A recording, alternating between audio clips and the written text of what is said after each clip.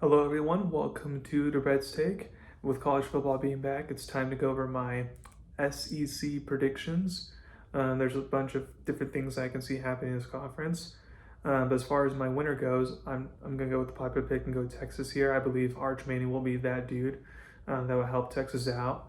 Now, Texas, of course, does have a lot of pieces that they have to replace, especially the offensive line, who lost four starters, and their top two receivers, and their top running back. So that will be interesting to see how that goes. But the way Texas has been recruiting, I feel like they'll be fine. And defensively, I feel like they'll be fine because they're, even though they lost some defense pieces last year, they still have a lot of key pieces coming back. So I feel like Texas will go over the hump there and win the SEC. Now, as far as who they'll face in the SEC championship game, I'm going to go with a rematch from last year and have Georgia. Now, here's the thing about Georgia. Gunnar Stockton is not the type of quarterback that I'm high on by any means. Like, I'm surprised Georgia didn't try to go get an experienced veteran quarterback in the portal that can compete. I'm surprised they just gave Stockton the job automatically because based on what I saw in the playoff game, I was not impressed with him at all. So originally I was thinking Georgia may have a down year, especially since they had to replace a lot of key pieces from last year.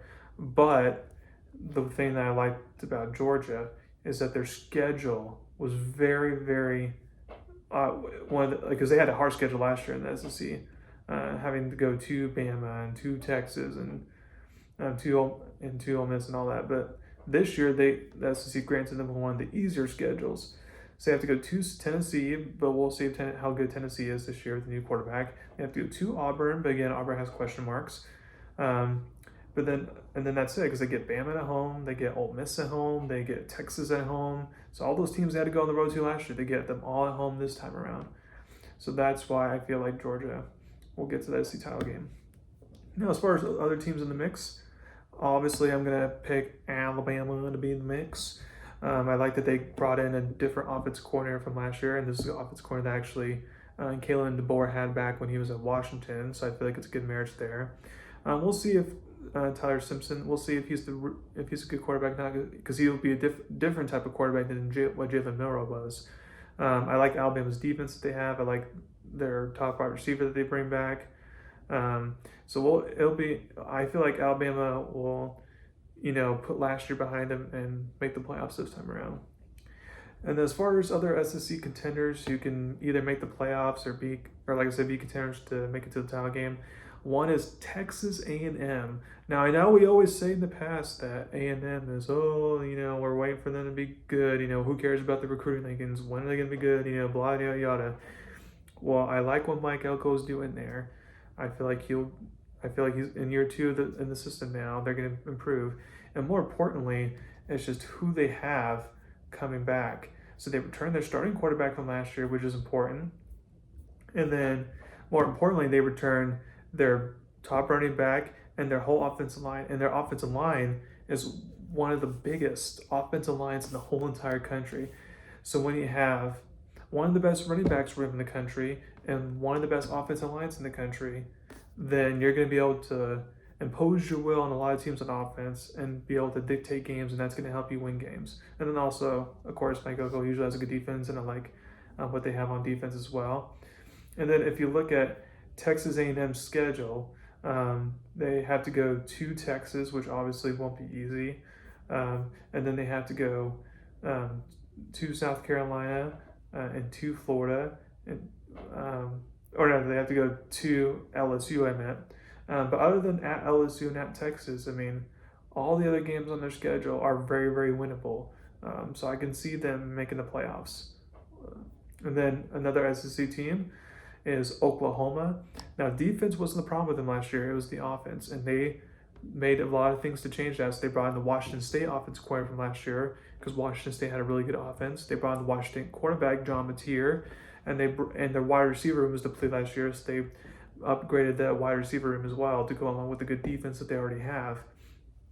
Now, the only reason why I don't have Oklahoma in the SEC title game I think they could make it is because their schedule's not necessarily the easiest, because they have the Red River rivalry, obviously, but they also have to go to South Carolina, to Alabama, to Tennessee, and then they have to play LSU and Ole Miss and stuff as well. So they got a hard schedule, but they'll definitely be better than they were last year. I can guarantee that. And then another team in the mix is obviously LSU with Gary Nussmeier coming back for quarterback LSU. I do feel like their defense is going to improve from last year. My thing though is that I just don't trust Brian Kelly quite yet to get over the hump. I know he's made the SEC title game once, but I don't quite trust him to have LSU win the conference yet. So I have, LSU like losing. They have to go to Ole Miss. They have to go to Alabama, to Oklahoma, and even at Vanderbilt would be tricky. So I just feel like, and they obviously have Clemson open up the season, should be hard non-conference play. So I feel like LSU will be good. Like they'll be last year, basically they were good, but they barely get hold back again or something like that. Okay, another team, Ole Miss. I like the quarterback, that they have coming in, even though he doesn't have a lot of experience. I mean, I do feel like losing Jackson Dart though will be a big deal, so that's why I don't have them like going to the SEC title game. But their schedule is somewhat easy because they have to go to Georgia and Oklahoma, which would be tough. But they get the tough teams like South Carolina, Florida, LSU all at home. So it'll be interesting to see what Ole Miss can do this year with Lane Kiffin having a new quarterback under center.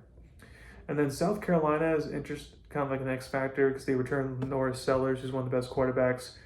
But to me, they lost a lot of key pieces on offense, and that's why I feel like they won't be like elevating to what they were from last year. They're gonna be either the same as they were last year, or maybe regress just a tiny bit, especially since their schedule's not the easiest.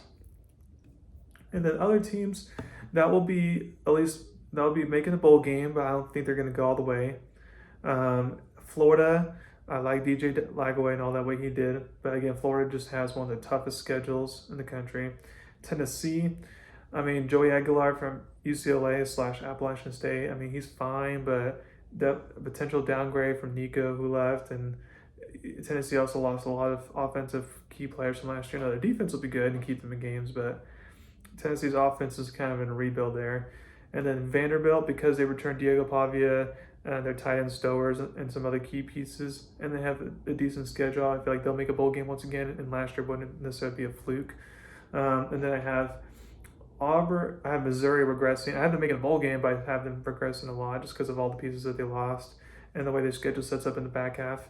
And then Arkansas and Auburn, I barely have making a bowl game, and then Kentucky and Mississippi State, I don't have in the picture. So again, thank you very much for listening to my podcast today. Please subscribe to my channel, tell me about me. Thank you very much. You have a wonderful day.